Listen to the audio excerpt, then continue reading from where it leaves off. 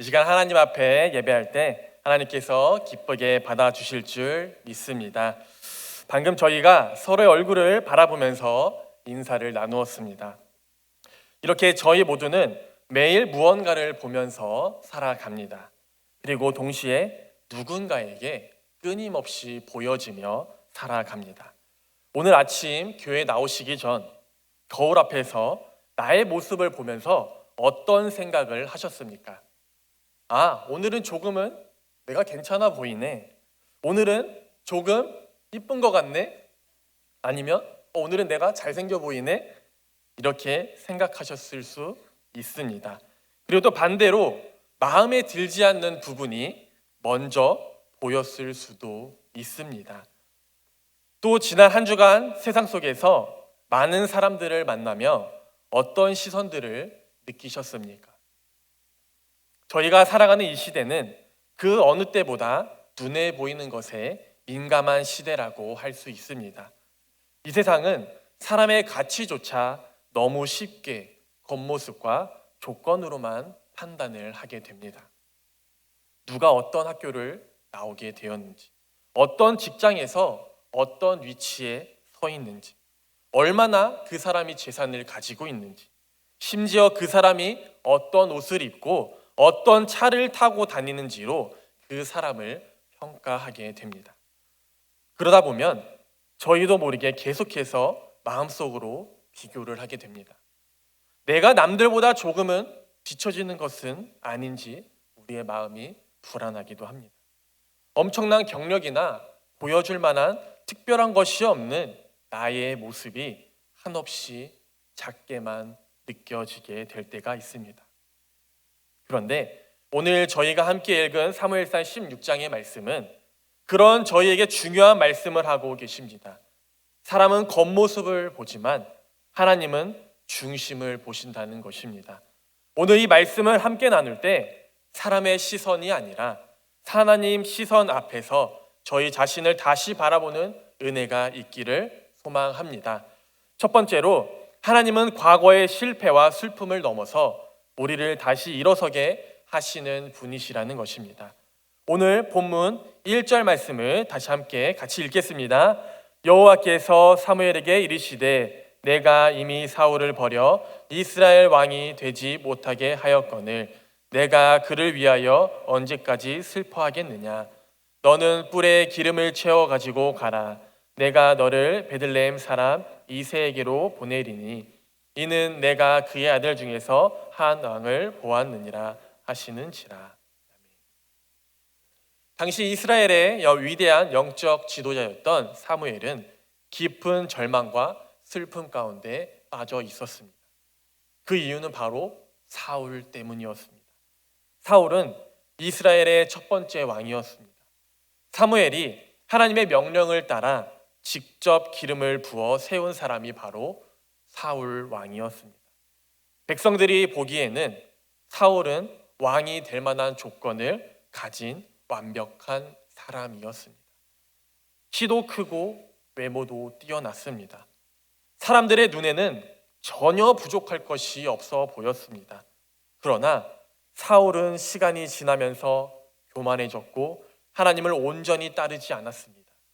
하나님의 말씀보다 자기 생각을 앞세우게 되었고 하나님 말씀에 불순종하고 결국 사울은 하나님께 버림을 받게 되었습니다. 사무엘의 입장에서는 자신이 평생을 바쳐 헌신했던 그 사역이 송두리째 무너져 내리는 것 같은 엄청난 실패감을 느꼈을 것입니다. 하나님의 뜻을 따라 직접 세웠던 왕이 타락해서 무너지는 것을 보면서 이스라엘의 미래가 어떻게 될지 몰라 눈앞이 캄캄했을 것입니다. 사무엘은 밤낮으로 사울을 위해서 울며 기도했지만 상황은 돌이킬 수 없었습니다. 그래서 사무엘은 슬퍼했고 마음이 무너져 내렸습니다. 그런데 깊은 슬픔에 잠긴 사무엘에게 하나님께서 찾아오셔서 말씀하십니다. 내가 그를 위하여 언제까지 슬퍼하겠느냐? 너는 뿔에 기름을 채워 가지고 가라. 내가 그의 아들 중에서 한 왕을 보았느니라. 내가 그를 위하여 언제까지 슬퍼하겠느냐. 이 말씀은 하나님께서 사무엘의 슬픔을 무시하시는 말씀이 아닙니다. 많이 울었으니 이제 그만 좀 울으라고 차갑게 말씀하시는 것도 아닙니다. 오히려 하나님께서는 사무엘이 슬픔에게만 머물지 않기를 원하셨습니다. 사무엘의 마음은 텅 비어 있지만 하나님께서는 사무엘에게 다시 기름을 채우라고 말씀하셨습니다. 사무엘은 끝났다고 생각을 했지만 하나님께서는 이미 새로운 왕을 준비하고 계셨습니다. 사랑하는 성도 여러분, 저희의 생각하고 계획했던 일들은 실패할 수 있습니다. 저희의 기대는 무너질 수도 있습니다. 하지만 저희를 향한 하나님의 선하신 크신 계획은 결코 실패하지 않는다는 사실입니다. 하나님께서는 저희의 무너진 그 자리, 그 깊은 슬픔과 고통의 자리를 넘어서 이미 새로운 은혜, 새로운 계획, 새로운 사명을 예비하고 계신다는 것입니다. 하나님은 사무엘의 슬픔만 보신 것이 아니었습니다. 그 슬픔 가운데서도 하나님 앞에 서 있는 사무엘의 중심을 보셨습니다. 그리고 다시 일어나 하나님의 일을 감당하도록 부르셨습니다. 그러므로 과거의 실패와 과거의 슬픔에 갇혀 있지 않기를 소망합니다. 텅 빈 마음에 하나님의 새로운 은혜의 기름을 채우시기를 소망합니다. 그리고 슬픔과 좌절의 자리를 털고 일어나 하나님께서 가라고 지시하시는 새로운 믿음의 길을 향해 발걸음을 내딛는 저희 모두가 되기를 소망합니다. 둘째로, 두려움 속에서도 하나님 앞에 서는 예배의 자리가 필요합니다. 사무엘은 하나님의 크신 명령을 들었지만 곧바로 순종하지 못하고 주저하게 됩니다. 2절 말씀을 함께 읽겠습니다. 사무엘이 이르되 내가 어찌 갈 수 있으리이까? 사울이 들으면 나를 죽이리이다 하니 여호와께서 이르시되 너는 암송아지를 끌고 가서 말하기를 내가 여호와께 제사를 드리러 왔다 하고. 사무엘은 이렇게 말합니다. 내가 어찌 갈 수 있으리이까? 사울이 들으면 나를 죽이리이다. 아무리 하나님의 음성을 직접 듣는 선지자라 할지라도 눈앞에 닥친 현실의 위협 앞에서는 두려움을 느끼게 됩니다. 당시 최고의 권력자였던 사울 왕이 아직 살아있는 이 상황에서 다른 사람을 찾아가 왕으로 기름을 붓는다는 것은 반역으로 보일 수 있는 일이었습니다. 사울 왕이 이 일을 알게 된다면 사무엘 역시 목숨을 잃을 수 있는 아주 위험한 일이었습니다. 하나님의 말씀이 분명히 옳다는 것은 알고 있었지만 막상 저희의 삶의 자리에서 그 말씀대로 순종하려고 하면 두려움이 앞설 때가 얼마나 많이 있으십니까? 우리 눈앞의 작은 이익을 포기하면서까지 정직함을 선택하다가 사람들에게 이상하게 보일까봐 두렵고 끝없이 경쟁하는 이 세상 속에서 양보하고 섬기는 예수님의 길을 따르다가 나만 손해보고 나만 후회하는 것이 아닌지 두려워할 때가 있습니다. 이러한 현실적인 두려움 앞에 떨고 있는 그 사무엘에게 하나님께서는 피할 길과 지혜를 주십니다. 2절 하반절 말씀입니다. 너는 암송아지를 끌고 가서 말하기를 내가 여호와께 제사를 드리러 왔다 하고. 하나님께서는 사무엘에게 제사를 말씀하십니다. 오늘날로 말하면 예배의 자리로 나아가라고 말씀하고 계십니다. 지금의 현재 상황을 잠시 모면하기 위해 거짓말이나 핑계가 아니었습니다. 실제로 사무엘은 이새의 가족들을 거룩한 예배의 자리로 불러 함께 제사를 드렸기 때문입니다. 여기서 저희가 깨달아야 할 아주 중요한 것은 바로 현실의 두려움과 세상의 위협 앞에서 우리가 가장 먼저 회복해야 할 자리는 하나님 앞에 서는 자리, 곧 예배의 자리라는 사실입니다. 세상의 위협이 내 앞에 밀려올 때, 내 힘과 지혜로는 도저히 감당할 수 없는 큰 문제로 우리 앞에 마주했을 때 우리가 가장 먼저 회복해야 할 자리는 바로 예배의 자리입니다. 두려움에 사로잡혀 있을 때 나를 위협하는 상황만 커 보이게 됩니다. 그러나 예배의 자리에 나와 살아계신 하나님의 임재를 경험하게 될 때 우리는 비로소 나의 위협과 문제보다 크신 하나님을 보게 된다는 사실입니다. 예배는 현실을 외면하고 모르는 척하는 자리가 아닙니다. 예배는 두려움이 전혀 없는 사람들이 드리는 것도 아닙니다. 오히려 두려움이 우리 안에 있지만 그 두려움을 안고 하나님께 나아가는 자리가 바로 예배의 자리입니다. 그리고 그 자리에서 하나님은 우리의 두려움을 아시고 우리의 연약함을 붙들어 주시고 다시 하나님 앞에 순종할 힘을 주십니다. 사랑하는 성도 여러분, 우리도 분명히 위협이 우리에게 다가와 두려울 때가 있습니다. 그러나 그럴 때일수록 하나님 앞에 나아가야 합니다. 기도의 자리로 나아가시길 바랍니다. 예배의 자리로 나아가시길 바랍니다. 말씀 앞에 서는 자리로 나아가시길 바랍니다. 그 자리에서 하나님께서 우리의 두려움을 용기로 바꾸시고 문제보다 크신 하나님을 바라보게 하시며 다시 믿음으로 걸어갈 수 있는 힘을 우리에게 주실 줄 믿습니다.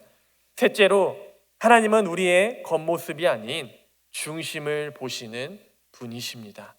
오늘 본문에서 가장 중요한 말씀이라고 할 수 있습니다. 하나님의 말씀에 순종하여 베들레헴에 도착한 그 사무엘은 이새의 아들들을 제사에 청합니다. 그리고 이새의 맏아들인 엘리압이 사무엘 앞에 서게 됩니다. 사무엘이 엘리압을 딱 보는 순간 사무엘의 마음에서 탄성이 나오게 됩니다. 오늘 본문 6절 말씀을 함께 읽겠습니다. 그들이 오매 사무엘이 엘리압을 보고 마음에 이르기를 여호와의 기름 부을 자가 과연 주님 앞에 있도다 하였더니, 아마 사무엘은 속으로 이렇게 생각을 했을 것입니다. 바로 하나님이 찾으시는 사람이 바로 이 사람이구나. 누가 봐도 왕이 되기에 충분하다라고 생각을 했을 것입니다. 엘리압의 큰 키와 뛰어난 외모는 사무엘의 눈에는 완벽한 왕이 될 그런 조건처럼 보였습니다. 사무엘은 과거에 그렇게 외모가 뛰어났던 사울 왕의 타락을 뼈저리게 경험을 했습니다. 그런데도 또다시 사람의 겉으로만 보이는 외적인 조건에 마음을 빼앗기고 만 것입니다. 인간의 본성은 이렇게 보이는 것에 연약하고 쉽게 휘둘리게 됩니다. 그러나 바로 그 순간에 하나님께서는 사무엘의 착각을 분명하게 고치십니다. 오늘 본문 가장 핵심 말씀인 7절 말씀을 다 함께 읽겠습니다. 여호와께서 사무엘에게 이르시되 그의 용모와 키를 보지 말라. 내가 이미 그를 버렸노라. 내가 보는 것은 사람과 같지 아니하니 사람은 외모를 보거니와 나 여호와는 중심을 보느니라 하시더라. 아멘. 7절 말씀에서 하나님께서 이렇게 말씀하십니다. 사람은 외모를 보거니와 나 여호와는 중심을 보느니라. 이 말씀은 바로 저희를 향한 하나님의 변함없는 시선입니다. 저희가 살아가는 이 세상은 어떤 학교를 나오고 어떤 집안인지 그 사람의 겉모습으로만 평가를 하지만 하나님께서는 세상과는 완전히 다른 시선으로 저희를 바라보고 계시다는 것입니다. 그렇다면 하나님께서 보신다는 그 중심은 과연 무엇일까요? 히브리어 원어로 네브라고 하는 이 단어는 단순히 일시적인 감정의 그 상태를 넘어서 그 사람의 의지와 동기, 가치관, 그리고 하나님을 향한 가장 깊은 내면의 태도와 진실함을 의미합니다. 하나님께서 주목하시는 그 중심은 화려한 무대 위에서 스포트라이트를 받는 자리에만 있는 것이 아닙니다. 아무도 알아주지 않는 그 무대 뒤편에서 묵묵히 수고하는 그 속에 있습니다. 누군가 알아주지 않아도 우리가 기도를 하고 나아갈 때, 가족과 교회를 위해 눈물을 흘리고 누군가의 기도를 세상은 높이 평가하지 않을 수 있습니다. 화려한 직책은 없지만 매주 교회를 구석구석 청소를 하고 식당에서 봉사하고 보이지 않는 곳에서 누군가를 낮은 자리에서 섬길 때 그 헌신은 우리의 이력서의 한 줄의 경력도 되지 못할 수 있습니다. 치열한 우리의 삶에서 하나님 앞에서 정직하게 서려고 발버둥 치고 남을 밟고 올라서기보다는 손해를 감수하고 믿음의 양심을 지키는 그 좁은 길은 세상이 바라볼 때는 미련해 보일지도 모릅니다. 그러나 하나님께서는 정확히 그곳을 지켜보고 계십니다.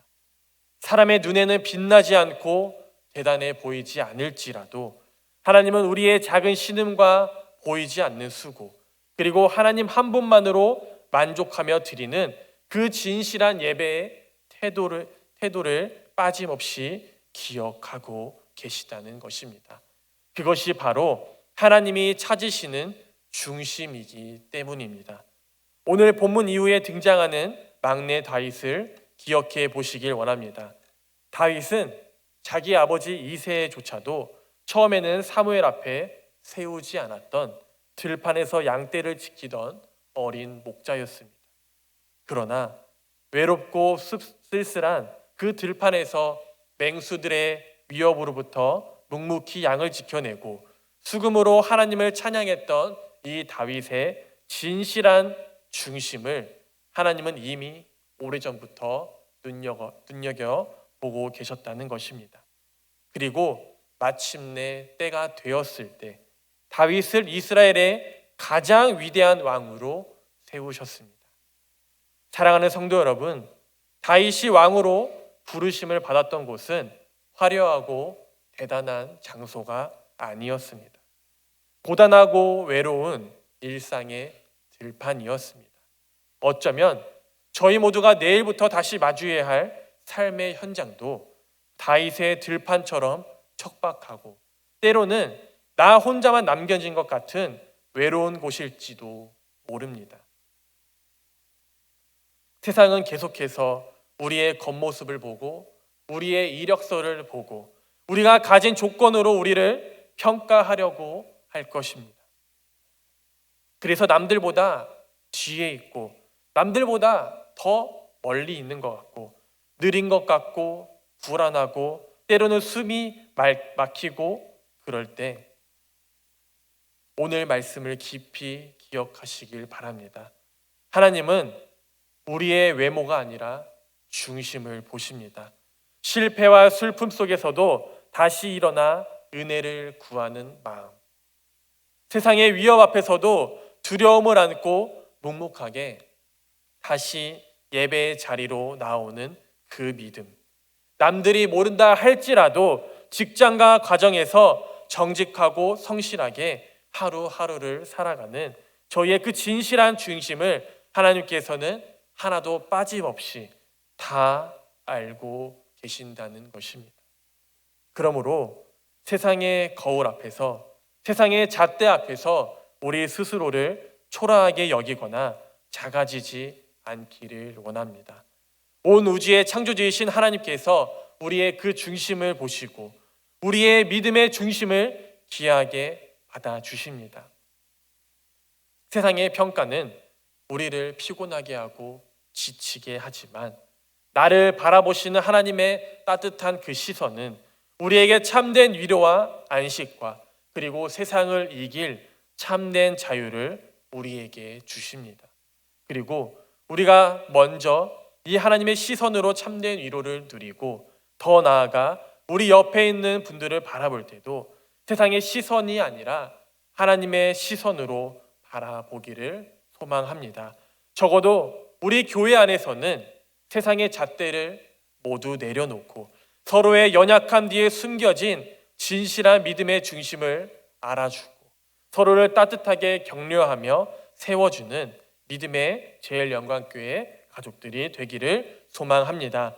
우리의 겉모습이 아닌 중심을 보시며 오늘 이 시간에도 우리의 상한 마음을 싸매시고 새로운 은혜의 기름을 넉넉히 부어주시는 그 하나님의 크신 사랑 안에서 살아가며 담대하게 승리하는 저희 모두가 되기를 간절히 축복합니다.